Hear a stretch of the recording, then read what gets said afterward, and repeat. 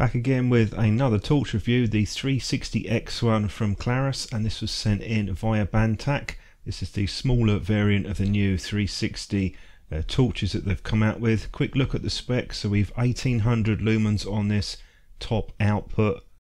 Included items your spare O-ring and micro USB charging cable. Also get the wrist strap, and BanTac supply you with a battery case as well as a USB mini LED light. User guide, I will put that on screen later on via the PDF file that I downloaded so you can have a closer look. Also get the holster with this, very similar style to the X3 but a bit smaller. You do have that cup at the bottom, the same one to protect the switch, and you've also got your belt loop on the back with the Velcro. Very similar, just a bit more compact due to the fact that the torch is a bit smaller. It's a decent enough holster, does a good job of protecting the torch. And taking a closer look at the X1, very similar style to the X3. You have your micro USB charging port on the back, you've got the silicone grip in the middle instead of the traditional knurling, and the switch, the 360 switch with the outer rim and the primary switch inside. Again, this is a sort of semi-hard silicone. It feels quite durable and quite tactile, very grippy, and I do quite like it myself. Onto the LED XHP35HD E4 with that smooth reflector. We have a stainless steel bezel which is sandblasted, and it's a lower profile version. You can unscrew that if you want, so there's potential to add items onto the torch. And I just unscrew the base cap, and you'll see that the included cell with this is a higher capacity 3600 mAh version. We'll do a little test on that later on. There is a spring on the head part, so you can use unprotected cells with this torch. You can charge them in the torch as well, and that is something that I like to see. It's just more cost effective longer term to use those, and I have quite a few around. Still have the 4-stage battery level indicator which comes up on the Klarus logo on the side. So we've got 2 switches on this instead of the 3 on the X3. Here's a size comparison between the two. You can see that the X1 is a fair bit smaller than the X3, particularly with the length and the head, which is a lower profile and slimmer.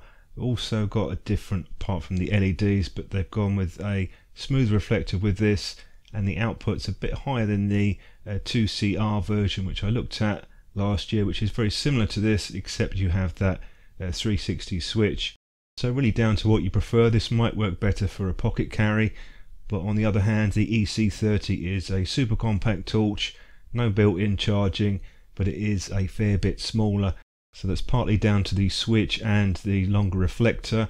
Just show you a quick shot inside the holster. Good fit on this, and some people prefer to have the padded holster, so if you do drop the torch, gives a good bit of protection. It won't activate that switch by accident. It's not that easy to activate anyway. So as far as the fit and finish goes, a smaller version of the X3. It does feel good in the hand, and as I said with the X3, I quite like the fact they've done something a bit different with the design. Running over the user interface, very similar to the X3, but because we've 2 switches, a little bit different.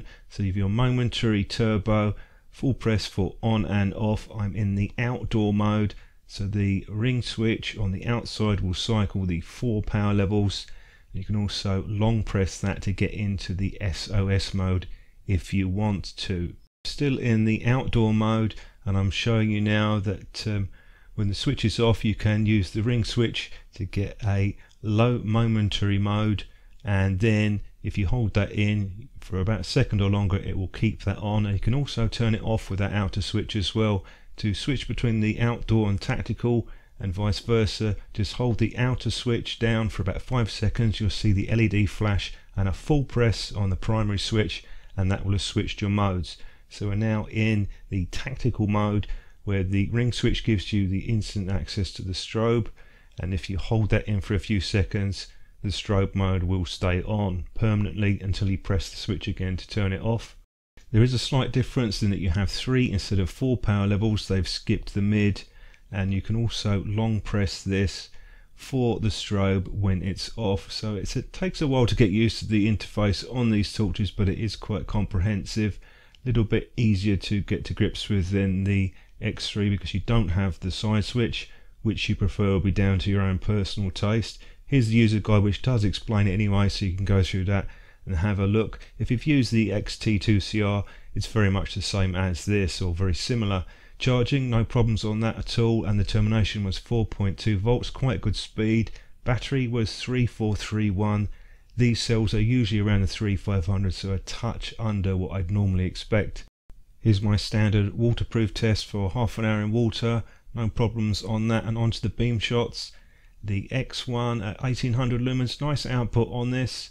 You've plenty of light coming out of it. It's a little bit more range than the XT2CR if you've used that torch. If I compare it to the Nightcore EC30, they are very similar, but there is a little bit more power in the middle on the Klarus. This is just a bit more spread out on the Nightcore, hence the additional range that you'll get. Did see a little bit of PWM though on the lowest mode. So we'll run with the beam shots and come back with a conclusion at the end.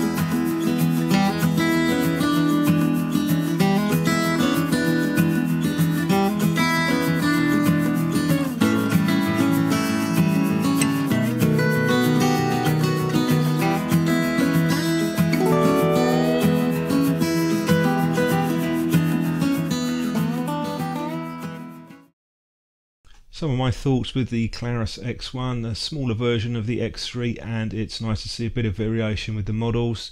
So if you were someone who looked at the XT2CR, you might find this of interest. It does have a little bit more power, although it's not a huge difference. So the new 360 switch, I do quite like that. There are some obvious advantages to that if you're very much into that tactical style switch. Good charging speed, your usual choice of modes. A couple of things for me is the size. It's not the smallest EDC type torch. Would have liked an extra power level in there, and there is some PWM on the lowest mode, but it is quite a nice torch, particularly if you're into that 360 switch. I get on quite well with it. The only disadvantage is you can't tail stand the torch, but then that's something to be expected. So let me know what you think on this, if it's something you'd be interested in, and thanks for watching the video.